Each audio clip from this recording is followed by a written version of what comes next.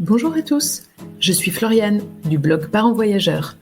Je vous donne rendez-vous 2 fois par mois pour parler voyage en famille en compagnie d'invités aux parcours inspirants.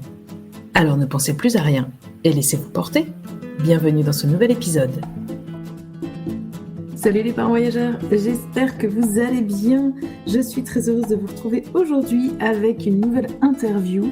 Aujourd'hui, j'ai le plaisir de recevoir Camille. Et Camille, elle a un parcours assez incroyable, un parcours de vie assez incroyable, un parcours de voyageuse, un parcours de maman nomade. Alors je vous le dis déjà, on a tellement discuté avec Camille que j'ai décidé de scinder l'interview en 2. Donc je vous donne la première partie cette semaine, la deuxième partie ce sera dès la semaine prochaine. Dans cette première partie, donc comme je vous le disais, Camille elle a un parcours de vie qui sort des sentiers battus pour le coup. Elle a navigué avec ses enfants pendant à peu près 10 ans. À l'époque elle avait 2 enfants et puis elle s'est sédentarisée aux Açores. Ça fait à peu près 20 ans maintenant que Camille vit aux Açores. Aux Açores sont nés 2 autres enfants. C'est donc une grande fratrie qui a grandi dans le voyage parce que aux Açores, ils avaient beau être sédentaires, la vie était quand même régulièrement entrecoupée de longs voyages, pas forcément en bateau. Mais là, ça fait déjà 2 ans qu'ils sont de nouveau repartis en voilier. Je vais pas trop en dévoiler parce que vraiment les épisodes sont vraiment très riches d'informations à la fois sur la vie en bateau, sur le nomadisme, sur la maternité en voyage. On a vraiment abordé beaucoup de sujets.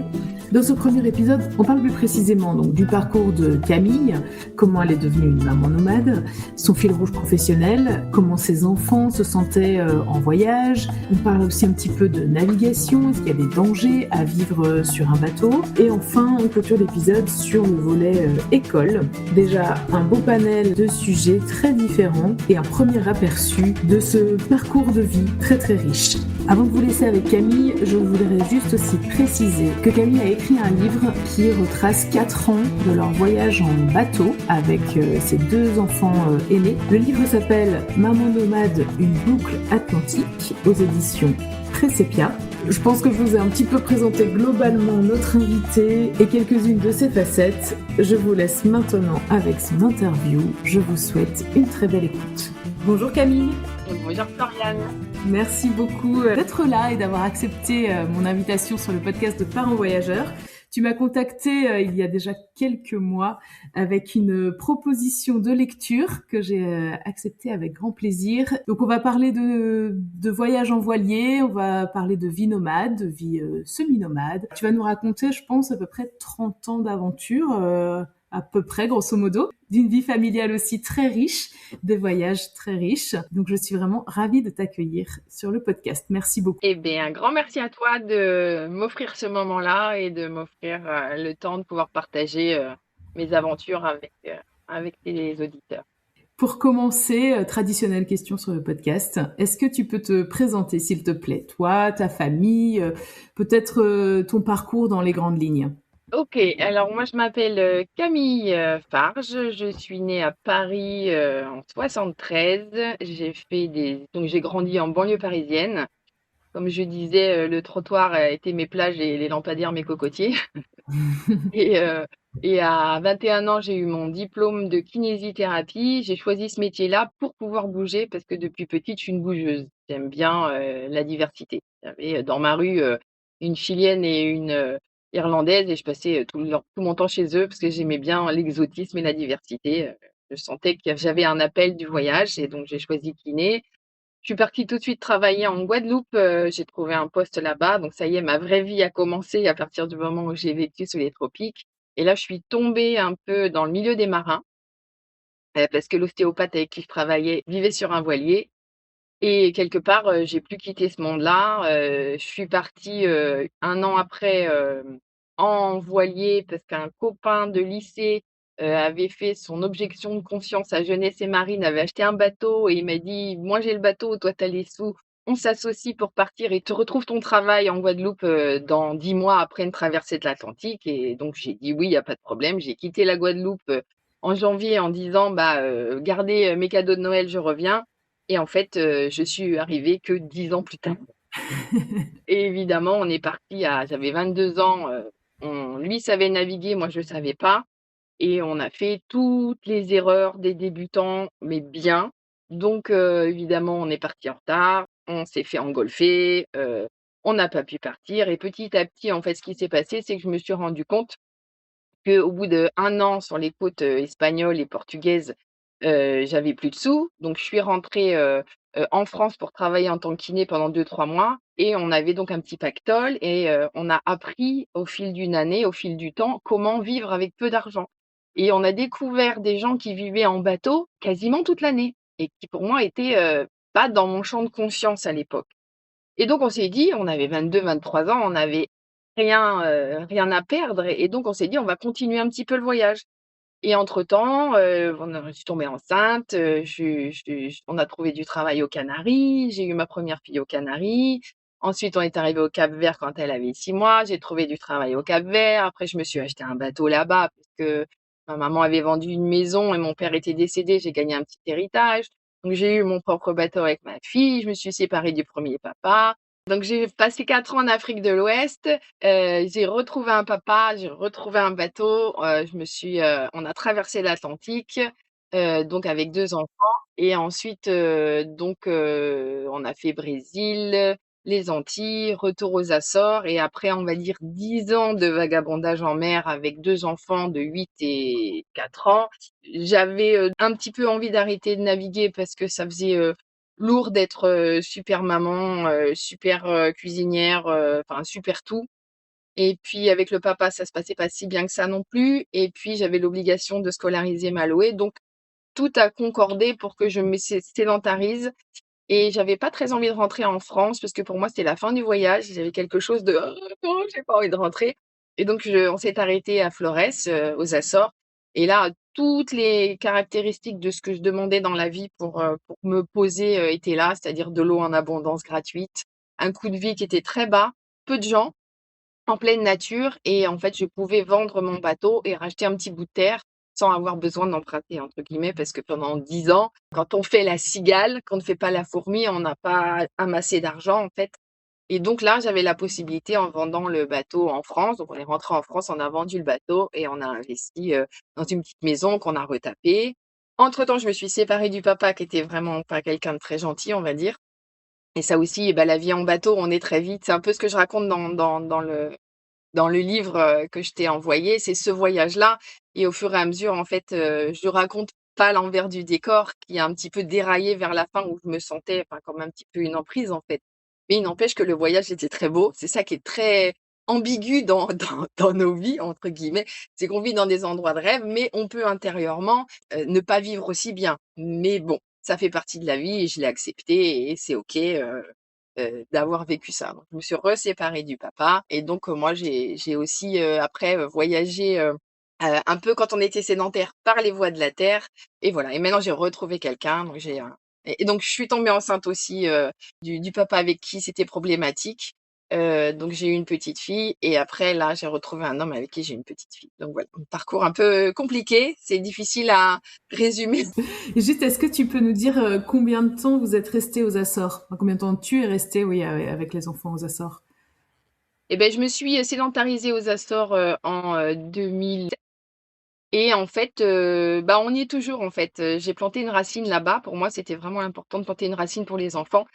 Donc là, on y est reparti, ça fait, 2 ans, mais disons que on a nos biens là-bas. On a la maison, on a les potagers, on a les vergers, et on a des maisons d'hôtes qui nous permettent aujourd'hui de voyager. Donc en gros, je suis restée sédentaire, pendant, 20 ans.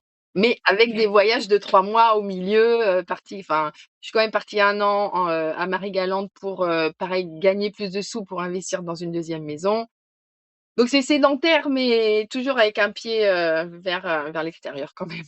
Donc c'est, comme je disais juste avant que tu commences, un parcours vraiment très riche, très dense.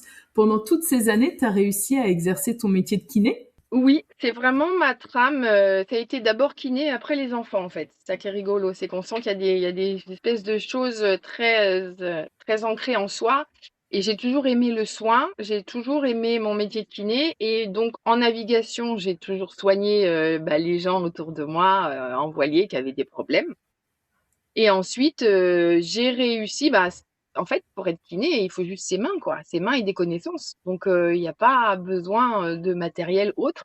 Et en plus, le corps humain, c'est le même partout sur la planète. C'est ça qui est génial. Même si tu parles pas la langue, tu peux soigner des gens. Que les tensions du corps, elles sont palpables, elles sont visibles.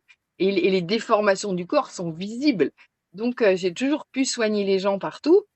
Alors, le problème, c'était de gagner sa vie en chemin. Je racontais l'expérience du Cap-Vert.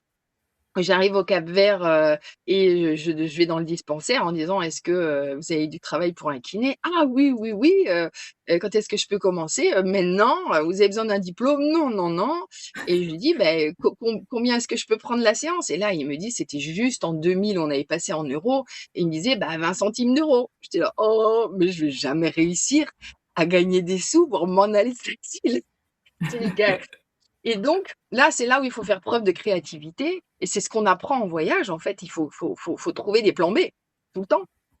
Si tu veux pas, alors le plan B peut être toujours de retourner en France. Ça, t'as toujours un backup où tu rentres dans ce que tu as connu. C'est très facile. Ça, je gardais toujours un petit peu de sous de côté pour me dire si j'ai besoin d'un billet d'avion pour rentrer quelque part pour gagner des sous, c'était ma petite porte de sécurité. Et là, donc, j'arrive au Cap-Vert, je me suis dit, où il y a des sous, il y avait seulement 2 hôtels luxueux dans le sud de l'île qui s'étaient construits. Donc, je suis allée au culot. Je suis allée voir le directeur de l'hôtel le plus chic de l'île de Salles, qui était belge, et tombait bien, c'était plus facile pour parler. Et donc, j'ai été le parler en disant, voilà, vous avez besoin de services de massage pour vos clients? Et il était, bah oui, carrément, super. Et donc, je faisais des massages pour 35 € à l'époque, qui était 100 fois le prix. Et donc, je travaillais seulement 2-3 jours par semaine. Je mettais ma fille à garder chez une nounou qui habitait le village, qui avait déjà 3 enfants. Et puis, t'arrivais avec ton bébé blanc, tout le monde se l'arrachait, tout le monde était content d'avoir une petite fille différente. Et puis, ils étaient tellement gentils que, voilà. Un des trucs qui m'a permis, en fait, de rebondir en tant que kiné dans la vie où je sois. Et tu nous as pas dit, donc tu as 4 enfants. Est-ce que tu peux nous Oui. dire un petit peu leurs âges, là, s'il te plaît, pour qu'on se situe un peu? Alors, j'ai Maloé qui a 26 ans, Andrea, un garçon qui a 22, Elvire qui a 18 et Gaïa qui est avec nous qui a 11 ans. Ok. Donc, Maloé et Andrea, eux, ils ont navigué très jeunes. Vous êtes partis en voyage, ils étaient tout petits. C'est pas le cas, du coup, pour Elvire et Gaïa, qui ont Ouais, commencé leur vie aux Açores. voilà. Ben, les 2 grands, je les ai eus en chemin. C'est-à-dire, je suis partie, j'avais pas d'enfants.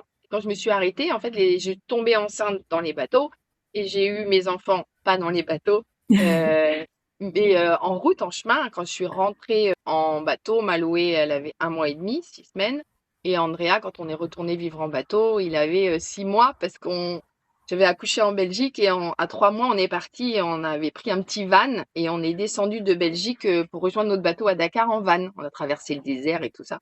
Parce qu'il nous fallait de la peinture anti-fouling pour le bateau, il nous fallait de la chaîne qu'on trouvait pas. Donc en fait, on descendait toujours du matériel. Et par contre, oui, Elvire est née donc à Flores, n'a pas bougé. Et en fait, elle a bougé quand elle avait 2 ans et demi. J'ai commencé à voyager en van et en avion pendant des périodes de 3 mois. Donc, elle a quand même Mhm. fait la Nouvelle-Zélande, la Thaïlande, Pichoun, quoi. Et Gaïa, elle, dès qu'elle est née, on est allé acheter un van à Lisbonne et on a fait tout un tour de l'Europe avec les trois. On est parti en France pour présenter le bébé à toutes nos familles et aussi présenter la neige aux enfants qui connaissaient pas. Donc Gaïa, elle a voyagé. Déjà, elle a voyagé dans mon ventre.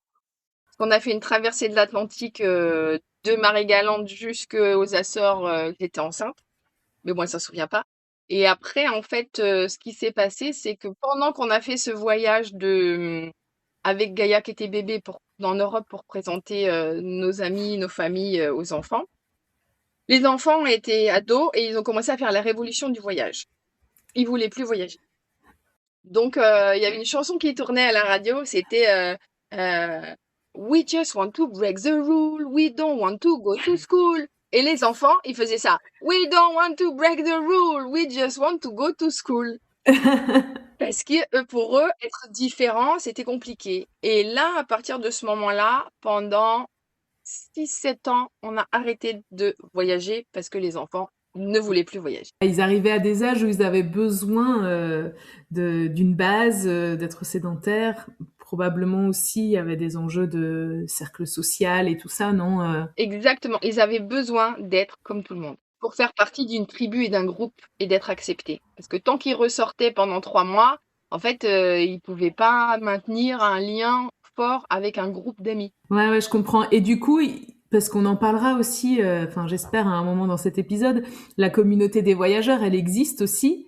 Mais du coup, c'était des trop courtes périodes pour intégrer une autre communauté finalement. Alors, il y a 2 choses là-dessus. Je pense que, par exemple, ma fille, la Gaïa, qui elle a commencé à voyager à, on va dire, 10 ans, 9 ans, elle a connu son groupe d'amis. Elle s'est fait son groupe de soutien familial, de racines sociales, entre guillemets, où ils l'ont vu grandir, où ils se connaissent parfaitement. Et du coup, pour elle, c'est un choix. C'est dur de quitter les copains, mais elle sait qu'elle a perdu et elle sait qu'elle peut le retrouver. Parce qu'ils sont là, parce que c'est une espèce de d'enracinement d'enfant à l'adolescence qui peut jamais être perdu. C'est comme une famille, en fait. Alors que les premiers, c'était l'inverse. C'est-à-dire on n'a pas réussi à créer, à part dans le cercle très restreint de la famille, enfin de la famille de voyageurs, tu peux pas créer ça en fait. Et c'est un peu ce dont a souffert Maloé plus tard, ma grande, en disant j'ai dû à l'adolescence me recréer cette espèce de famille sociale que je choisis via l'école, via les copains, et qu'elle a eu du mal du coup à s'intégrer. Parce que quand t'es plongé dedans comme une grenouille bébé et que tu vois grandir les gens, c'est autre chose que d'arriver quelque part et de devoir le créer. Et du coup, si on revient un petit peu à toi, jeune fille, tu nous as dit que tu étais une bougeuse. Est-ce que tu savais, lors de ton premier départ pour la Guadeloupe, est-ce que tu pressentais que tu aurais une vie de faite de voyage comme ça?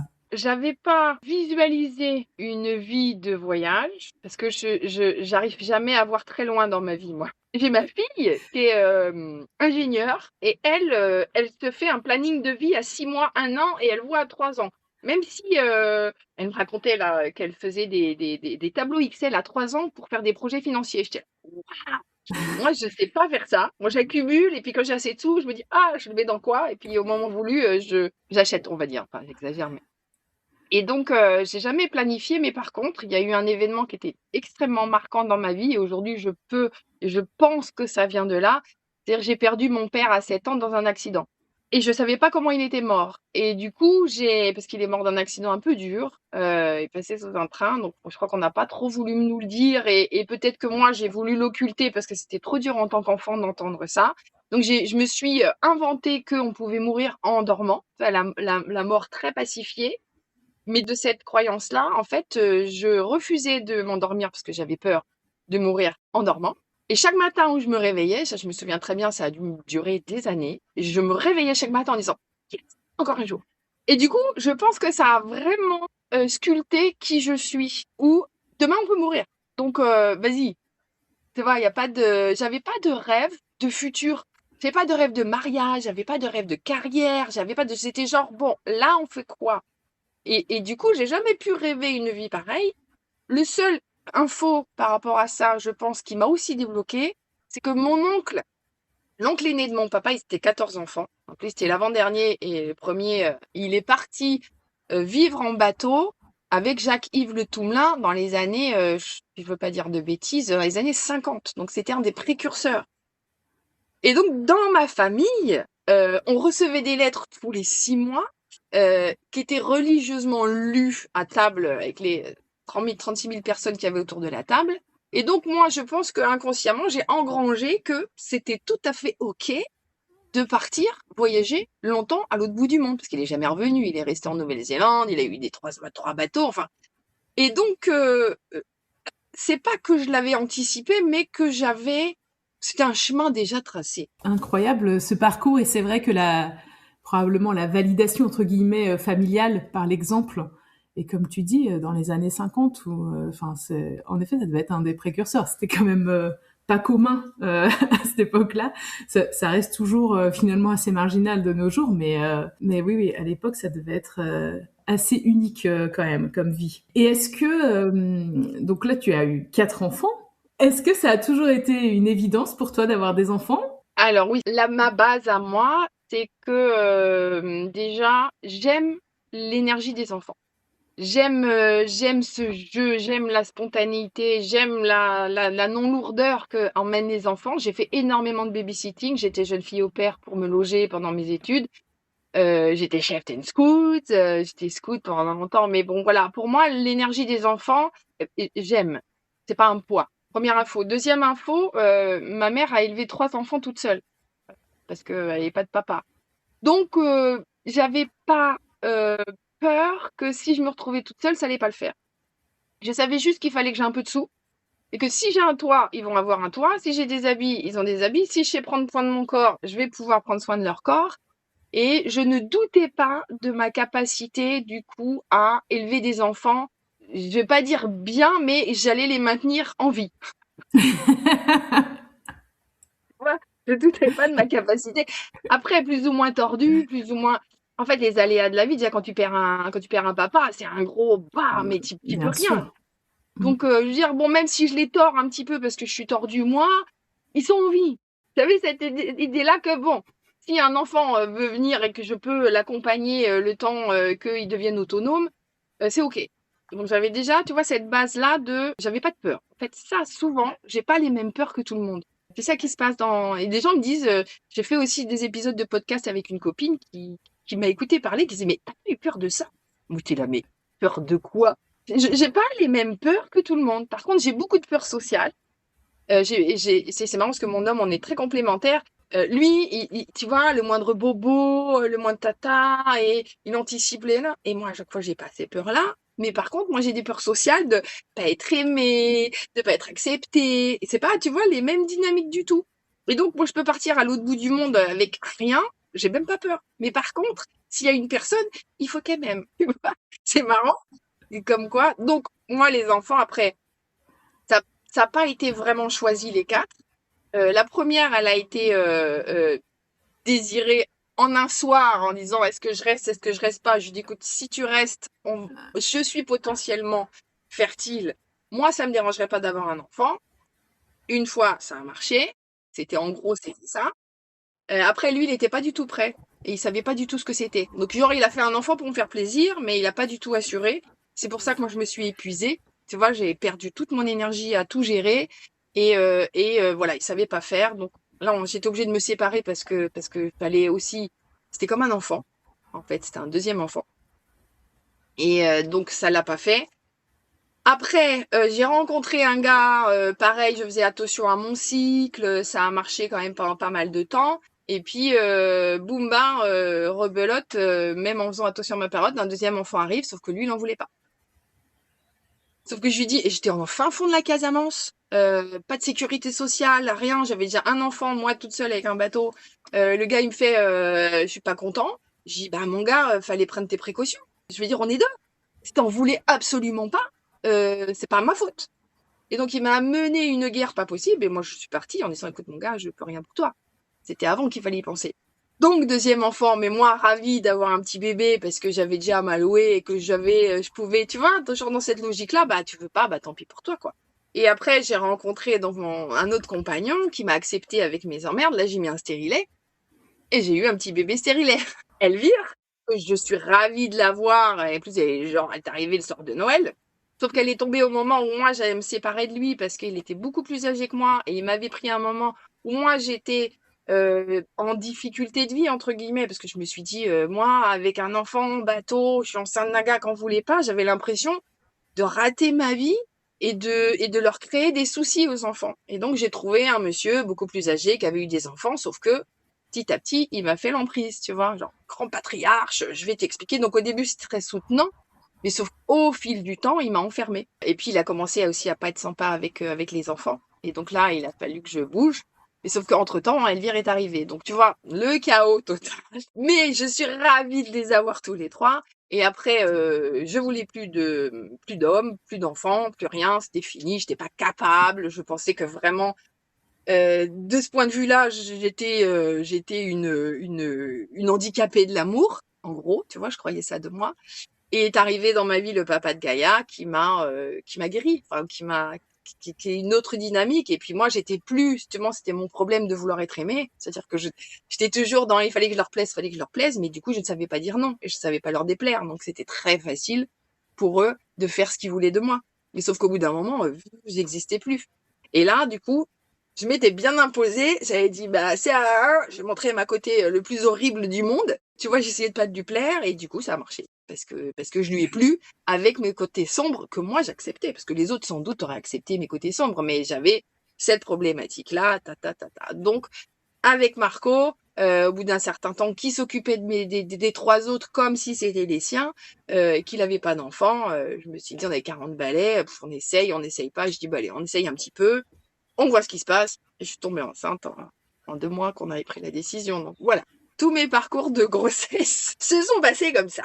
Mais je suis ravie de les avoir et ils vont bien, malgré le chaos de ma vie. C'est ça que je trouve absolument incroyable et que j'aime bien partager avec les gens.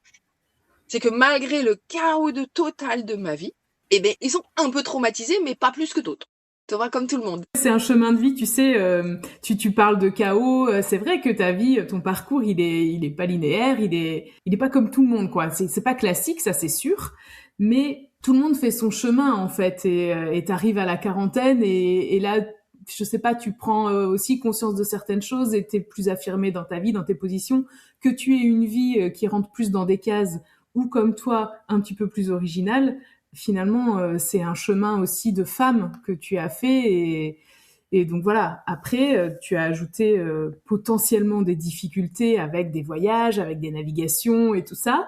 Tout à l'heure, je riais un petit peu quand tu disais déjà j'avais confiance de les maintenir en vie. On en parlera aussi après. Naviguer, partir, faire des transats, etc. avec des très jeunes enfants à bord. Oui, il y a quand même un sujet de pouvoir les maintenir en vie finalement parce que tu ajoutes du danger là où il y en avait peut-être pas forcément besoin, tu vois. Mais est-ce que à un moment justement du fait que bah, tu avais des jeunes enfants, que c'était pas le papa des enfants, etc. Est-ce qu'à un moment, quand vous êtes dit ok, on va partir vivre en voilier, donc Maloé et Andrea étaient quand même assez petits. Est-ce que cette décision de vie nomade, du fait que tu avais deux jeunes enfants, comment elle a été prise en fait? Est-ce que ça a remis en question? Tu dis que tu n'avais pas de peur, mais quand même quoi. Mais en fait, je vivais déjà en voilier depuis 1 an. Et là, tu tombes enceinte. Mais tu vivais en voilier, mais parce que tu vivais sur un voilier en Casamance, c'est ça, au Sénégal, mais tu naviguais pas. Alors, en fait, c'est comme des gypsies, tu vois? Tu es un peu Ouais. comme des nomades. Et donc, moi, je suis partie de France, on a fait des petites escales et je suis tombée enceinte en Espagne, dans Méditerranée. J'ai fait mon test de grossesse à Gibraltar, dans un seau parce qu'on n'avait pas de toilette. Et je suis partie enceinte aux Canaries en me disant, tu vois, c'est ta maison, en fait, il n'y a rien qui change à part le fait que tu es enceinte. Et tu as tes repères et c'est comme si tu vis en roulotte et tu tombes enceinte en roulotte, que tu sois en route à Aix-les-Bains ou à Grenoble, il y a quoi qui change, entre guillemets. Tu vois, il y a pas de prise de décision. La prise de décision, ce serait d'arrêter, en fait, de vivre cette vie-là. Et donc, effectivement, je me suis posé la question en disant, merde, je suis enceinte. Alors, un autre atout que j'ai dans ma vie, c'est que mon grand-père était médecin accoucheur pendant des années à Melan-les-Mureaux, directeur de clinique d'accouchement, et il avait accouché tous ses petits-enfants, et il répétait à tout le monde, être enceint, c'est pas une maladie. Donc, tu vois, moi j'avais ça. En plus, je suis kiné. Je me dis, j'ai une connaissance et une sensibilité par rapport à mon corps, même si j'ai pas de sécu.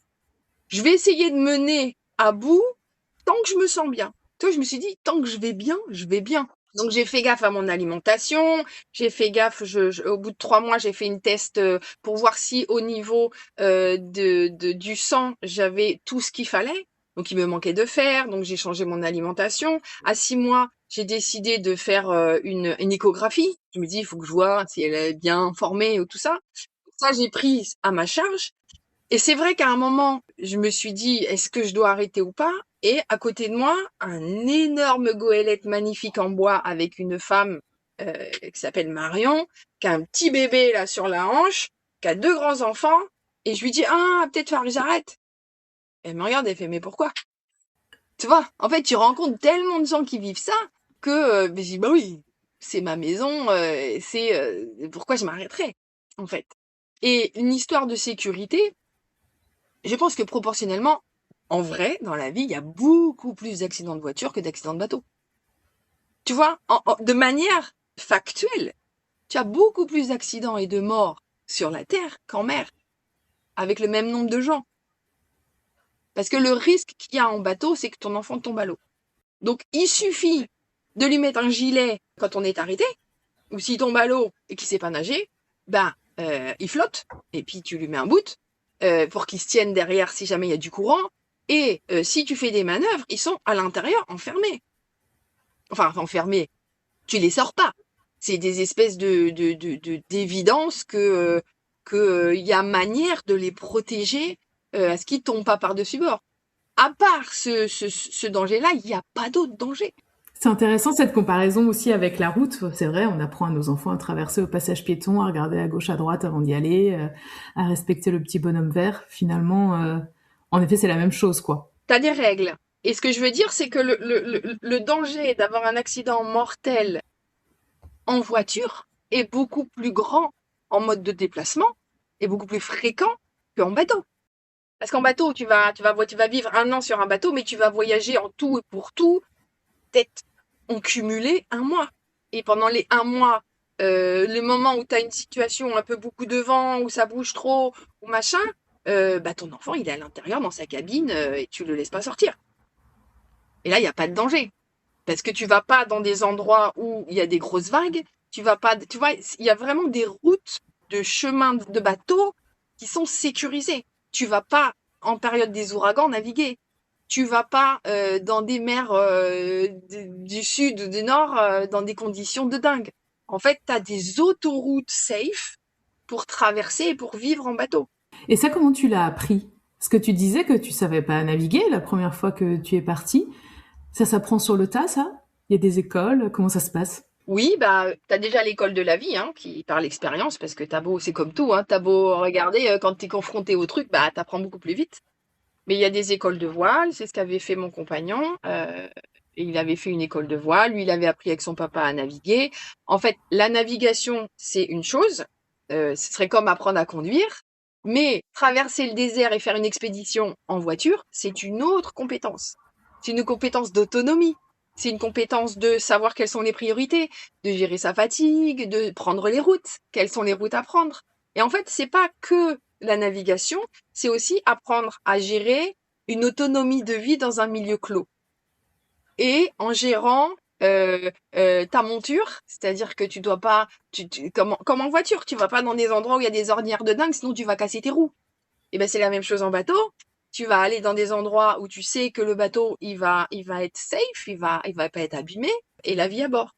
Donc t'as vraiment un pôle de transport avec ton outil et vie à bord. Ouais, c'est vraiment deux choses différentes, en effet. C'est hyper intéressant, j'avais jamais vraiment percuté sur ça. Quand tu l'expliques, ça fait sens, évidemment. Tu as le côté technique et puis tout ce qui est vie à bord. Donc, tant qu'on est sur le sujet, finalement, je pense que c'est bien de continuer là-dessus. Dans le livre, à un moment, tu racontes, donc Andrea, il a 2 ans et quelques, et c'est un peu un touche-à-tout, et dès que vous fermiez pas un placard, lui, il prenait un malin plaisir à sortir tout ce qu'il y avait dedans, etc. Donc, dans un espace clos, assez petit quand même, l'air de rien. Est-ce que tu peux nous partager un petit peu justement comment c'est la vie à bord avec 2 jeunes enfants? Quel genre de règles vous mettez en place? Enfin, comment ça se passe, etc. Qu'est-ce que tu peux nous dire là-dessus? Alors déjà, nous, on essaye d'avoir un cadre d'horaire. Parce que comme la vie, elle est tellement libre, qu'il n'y a pas d'école, on se lève à 8h, de 8h et même encore aujourd'hui avec Gaïa, 8h30, c'est le petit-déj, 9h, c'est on se lave et on lave le bateau, on commence l'école, on fait le repas du midi, on va chercher les fruits et légumes qu'il faut manger en priorité, on cuisine, on fait souvent la sieste, surtout avec des petits, et l'après-midi, on va se balader. En gros, on va dire, c'est vraiment notre mode de fonctionnement depuis le départ. Moi, j'aime bien mettre des temps, tu vois, respecter des temps. Ensuite, quand ils sont petits, c'est les horaires de sieste. C'est les mêmes problématiques qu'à terre avec des petits. Par contre, effectivement, il faut il faut qu'il se dépense. Alors sur un bateau petit, bah tu vois, dès 8-9 mois, il grimpait en fait dehors. Alors ma fille Maloé, c'était une plus calme que Andrea. J'avais aussi un bateau qui était plus grand à l'époque avec quand Malo était bébé, j'avais un catamaran, donc il y avait plus d'espace aussi. Et j'ai navigué un petit peu moins. Mais par exemple, quand on a traversé l'Atlantique avec Andrea, qui grimpait de partout, et c'est vraiment l'énergie des enfants qui, de toute façon, ils vont y aller. Et on n'avait pas à l'époque d'endroit avec une porte fermée. Tu vois, on n'avait que des cabines là avec des rideaux, des choses comme ça, donc il était tout mobile. Et jusqu'à un moment où, en nave, pendant la nuit, on l'a retrouvé, tu vois, qui était monté dans le cockpit tout seul. Et on avait beau essayer de le mettre dans un lit super bas, avec des coussins pour pas qu'il sorte, et il trouvait toujours le moyen pour grimper. Tu sais, c'est vraiment la chèvre de Monsieur Seguin, quoi. Et le seul moyen que j'ai trouvé en navigation pour moi être tranquille et de pas toujours l'avoir à l'œil, c'est de l'attacher à une corde avec le pied, en priant Dieu qu'il sache pas défaire mon nœud. Mais c'était ponctuel, c'est-à-dire que lui, quand il s'endormait, il se réveillait, il geignait, il pleurait, j'allais, je le prenais, je le laissais pas attaché, mais Mais bien c'était sûr. juste que quand il se réveille, il soit pas autonome, mais parce qu'on n'allait pas tout fermer parce qu'il fait trop chaud. Tu vois, en fait, c'est des règles de sécurité. Là, c'était vraiment super extrême et trop rigolo parce que vraiment, je lui dis attacher son enfant c'est improbable. Et l'escale suivante, on a fait une porte à moitié coupée comme les box des chevaux. On les voyait, tu vois, qui regardaient ce qui se passait. Mais pendant les manœuvres et pendant qu'il dormait, on était sûr qu'il était confiné. Voilà. Maloé, elle adorait bouquiner. Elle était en navigation, en tout cas, déjà en âge de lire, tu vois, de jouer toute seule, des choses comme ça. Donc ça a été un peu moins compliqué. Et effectivement, Andrea, il sortait tout, comme un enfant petit. Maloé a fait ça aussi sur le catamaran. Je me souviens, on a un caillebotis, tu vois, avec des lattes qui permet en cas de gros temps que les vagues passent à travers. Mais du coup, tu as des interstices entre les deux coques. Et son grand jeu, c'était de trouver tous les objets qui passaient à travers. C'est comme les enfants qui essayent de trouver Donc j'allais plonger toutes les semaines en dessous, récupérer les petites cuillères, les couteaux, les pinces à linge et tout ça. Donc voilà.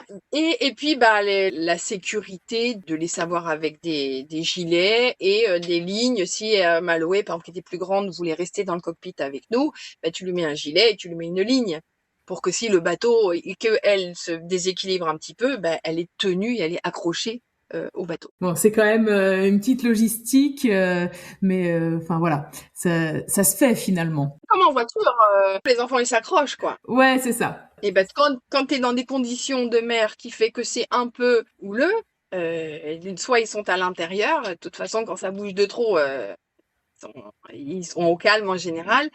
Et s'ils veulent aller dehors, il y a des règles quoi. Tu les laisses dans le cockpit où là ils peuvent pas tomber. Et du coup, tu as rapidement évoqué le temps de l'école. Comment ça s'est passé pour les enfants? J'imagine qu'il y a dû avoir des configurations différentes vu qu'ils avaient tous un peu des âges différents selon les périodes de vie nomade ou de sédentarité. Alors ça s'est passé en transition vraiment très simple avec les petits Maloé et Andrea quand ils étaient petits parce que moi j'écris, j'adore écrire et j'aime bien prendre un temps justement où je racontais mes histoires à tout le monde parce que ma famille me sollicitait et puis je me suis dit pour les enfants c'est sympa. Donc moi j'avais ce rituel-là, je mangeais, prenais petit-déj, je m'installais au bureau et j'écrivais. Et donc naturellement les enfants, ils viennent à côté de toi, parce que les enfants restent des enfants et ils viennent te voir et ils disent, fais quoi, machin. Donc, je leur donnais toujours une feuille de papier, un crayon, et des petits apprendre à tenir les crayons, à faire un trait, un bâton, un rond. Et donc, tu vois, ça s'est vraiment fait de manière très smooth. Au début, tu leur demandes juste de faire des ronds et des bâtons et simplement de tenir. Et petit à petit, en faisant des ronds, tu fais les A et naturellement, en fait, l'enfant est curieux. Et si tu ne mets pas de pression de ah t'y arrives pas ou faut finir ça ou là en fait où tu laisses l'enfant apprendre à son rythme, c'est fastoche et surtout t'as du temps. En fait c'est ça. C'est moi quand je travaillais pas et que j'allais pas travailler ailleurs, t'as du temps en fait pour les enfants. Et c'est après tu fais des cours particuliers aux enfants. T'en as pas 30 à t'en occuper. Et donc tu lui tiens les crayons, tu dis plutôt comme ça et vraiment c'est fastoche. Après j'allais Et quand je rentrais en France, je demandais à ma mère où j'allais récupérer des petits fascicules d'écriture, tu sais, où tu as les pointillés et tu suis. Donc ça, c'est facile. Et la lecture, ben, on lisait souvent le soir des livres pour les enfants, donc ils ont entendu la lecture aussi. En fait, tu as du temps, tu vois ce que je veux dire? On n'a pas trop de sous, mais en échange, on a du temps pour les enfants. Tu suivais pas de programme spécifique en fait, tu faisais un petit peu selon leur évolution et les idées que toi t'avais, etc. quoi. Ben, en fait, tu sais, tu prends les cahiers de vacances de CP, de CE1, et là, tu vois tout le programme que les enfants ont appris. Donc, en fait, quelqu'un, je dis, bon, bah, ça, il faut qu'elle apprenne ça, faut qu'elle apprenne ça, faut qu'elle apprenne ça. Et en fait, tant que tu n'es pas inscrit dans un système où ils sont scolarisés, et là, c'est la deuxième partie de ma vie où les enfants étaient scolarisés. Donc, là, je suis rentrée dans un système, j'ai eu la sécurité sociale, j'ai eu des allocations familiales, j'ai eu, parce que tout ça, avant, je l'avais pas. C'était vraiment libre total. Mais du coup, donc tu as des droits, mais tu as des devoirs. Tu as des devoirs de scolarisation et tu as des devoirs. Après, quand je les déscolarisais, bah, les assistantes sociales me disaient vous faites quoi? Tu vois? Et donc, après, il fallait prouver que le premier voyage qu'on a fait quand les enfants étaient scolarisés et qu'on les a déscolarisés pendant 3 mois, en fait, on allait en Nouvelle-Zélande, en Thaïlande, Nouvelle-Zélande. Et ils m'ont dit, bah, ok pour la déscolariser, mais vous nous donnez un certificat de scolarité. Et quand tu montres que tu mets ton enfant dans une autre école, l'école qui était responsable, ou les assistantes sociales, ou le département dans lequel tu es, qui est responsable de vérifier que ton enfant a une instruction, parce que c'est légalement, c'est en France, c'est obligatoire, et dans tous les pays. En fait, quand tu les déresponsabilises en disant je vais dans un autre département, eux, ils te laissent en paix. Parce que ils ont là. Et donc, mais ce que je leur ai dit, c'est que, le problème, c'est qu'en Nouvelle-Zélande, quand on y va en hiver, là-bas, c'est les vacances. Ce qui est vrai. Donc, je pouvais pas les scolariser. Puis, j'avais pas très envie non plus. Et donc, ce que j'ai dit au professeur, donc il se dit, ah mince, comment on fait? Et j'ai dit, bah, ce qu'on peut faire, c'est que moi, je leur ordonne la scolarité, on garde les mêmes manuels pour janvier, février, mars. C'est pendant le deuxième trimestre scolaire, on les scolarisait pour qu'ils puissent avoir le premier trimestre à l'école et le troisième, qu'ils voient qu'ils aient le niveau pour passer l'année scolaire suivante. Et nous, on partait l'hiver pour avoir un peu plus de soleil. Et je leur envoyais des mails en disant, bah voilà, on a fait ça, quelle page vous avez fait, les contrôles. Et donc, ils voyaient qu'il y avait un suivi. Et là, c'est passé comme dans du beurre. Et en plus, les enfants sont revenus au troisième trimestre avec un niveau supérieur à quand ils étaient partis. Et là, c'était du tout cuit. Tout le monde a dit, waouh, comment vous avez fait ça? Donc, j'ai toujours pu faire ça. Et à chaque fois que j'ai pu réintégrer les enfants dans des autres écoles, ça n'a jamais posé souci. Jamais. De rentrer un enfant dans une école, je connais pas une école qui était pas contente d'avoir un élève en plus. Par contre, de les enlever, c'était plus compliqué. Mais à un moment dans le livre, Malo est quand même assez petite, et tu l'as évoqué aussi tout à l'heure. Tu as parlé du CNED dans le livre à un moment, et tout à l'heure tu as dit je devais la scolariser parce que c'était le souhait du papa. Enfin, comment ça s'est passé tout ça? Le CNED, c'est effectivement, je me suis dit, pour son CE1 ou son CP, je vais prendre le CNED, parce que c'était très à la mode, tu vois. Et en fait, parce que tu avais vraiment un enseignement très complet. Donc, j'ai pris le CNED, mais en candidat libre. Et parce que sinon, il fallait que tu attendes les bouquins, tu renvoies c'est hyper contraignant. Et en fait, je me suis vite rendu compte que tu devenais complètement barjot. À enseigner toute la matière, il te fallait 4-5 heures par jour pour une petite pitchoune de 6 ans. Et là, je me suis dit, c'est un peu abusé. C'est qu'il y a trop d'infos, il y a trop de contenu, qu'après tu vis plus, en fait. Et ça avait été, entre guillemets, gâché par le fait que, déjà, moi, je travaillais pas 8 heures par jour. Qu'est-ce que je vais demander à une enfant de travailler 6 heures par jour? Tu vois, c'était pour moi, c'est pas des traitements humains. Puis en voyage, quand tu vois des gens, même en Afrique, eh ben, ils ont pas beaucoup de sous, mais tu les vois, ils travaillent pas 10 heures par jour comme des malades. Donc, moi, j'ai remis un petit peu en question le système de trop d'efficacité, ou de trop faire, ou de surproduction et de surconsommation dès le départ, dans tout, en France, entre guillemets, tu vois. Et donc, bah, j'ai quand même fait le CNED, mais j'ai suivi que ce qui m'intéressait. Enfin, pour elle, Pichoun.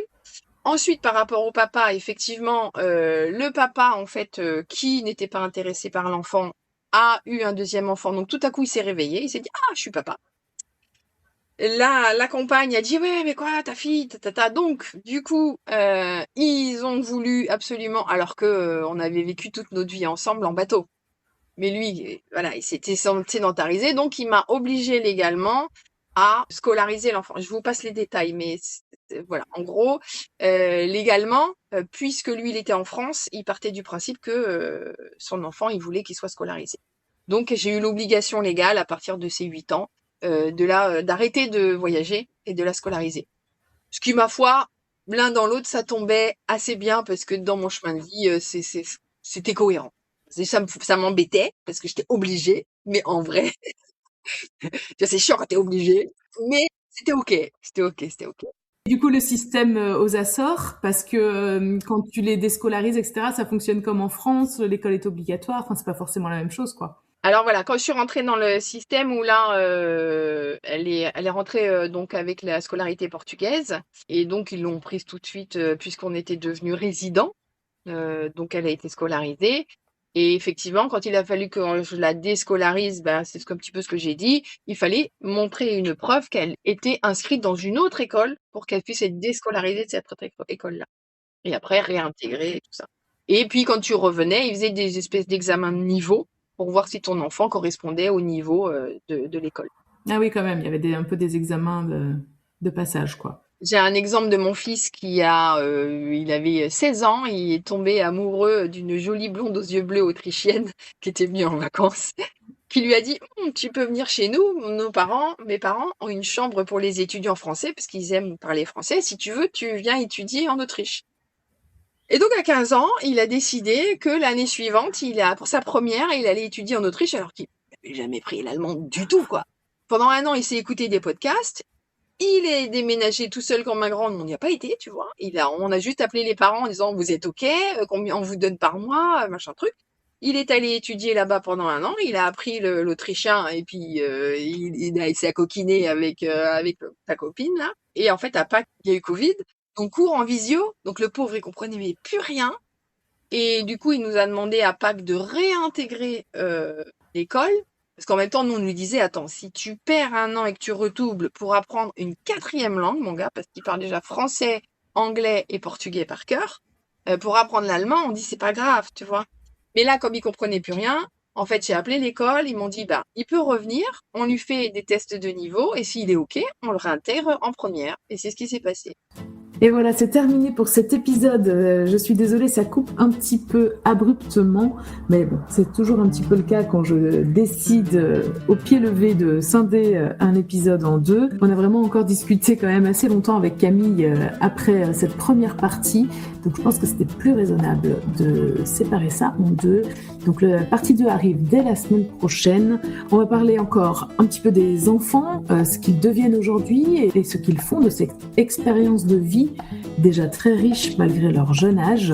Dans quoi est-ce qu'ils se projettent en tant que jeunes adultes? On va aussi parler de la vie en bateau, mais d'un côté un petit peu plus technique. Qu'est-ce que ça implique au quotidien de vivre sur un bateau? Et donc là, pour tous ceux qui peut-être envisagent ou rêvent un jour de partir en voilier, il y aura des informations vraiment très intéressantes qui vous aideront à vous projeter. Je vous donne donc rendez-vous dès la semaine prochaine pour cette deuxième partie d'interview avec Camille. En attendant, vous pouvez déjà retrouver dans les notes de l'épisode et bien sûr dans un article de blog tous les liens pour pouvoir entrer en contact avec Camille, Instagram, Facebook, YouTube. Je vous mets aussi évidemment le lien pour découvrir et commander son livre Maman Nomade, une boucle atlantique aux éditions Presépia. Je vous remercie d'avoir écouté jusqu'au bout et je vous dis à la semaine prochaine. Ciao!